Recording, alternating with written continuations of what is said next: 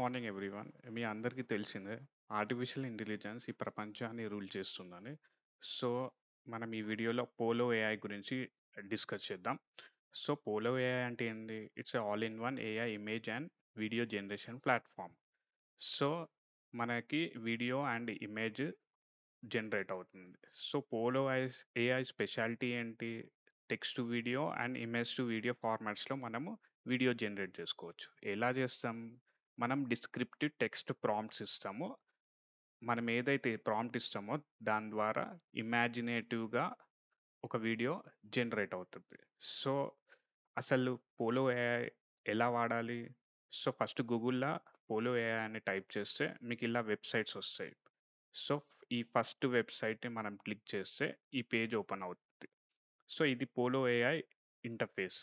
So, నీకు polo ఏఐలా different options ఉంటాయి మనకు అవైలబుల్‌గా. Image to video, text to video, video to video ఈ ఫార్మాట్స్‌లో మనము వీడియోని జనరేట్ జేసుకోవచ్చు. సో, మనం టెక్స్ట్ టు వీడియో చూద్దాము.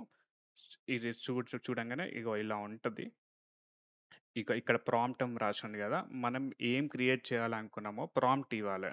సో, మనము suppose create a video of Tom and Jerry friendship అని టైప్ చేసినామనుకో, ఇక్కడ టైప్ చేసి ఇది మనం ప్రాంప్ట్.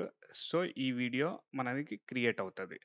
సో, మనం ఏం రిజల్యూషన్ కావాలి, 480 పిక్సెల్సా, 720 పిక్సెల్సా ఇవి టైప్ చేసి, ఇవి ఆప్షన్స్ ఇచ్చి, ఇక్కడ క్రియేట్ అని కొడితే, మన వీడియో జనరేషన్ స్టార్ట్ అవుతది. సో, నేను ఆల్రెడీ క్రియేట్ ఇచ్చాను.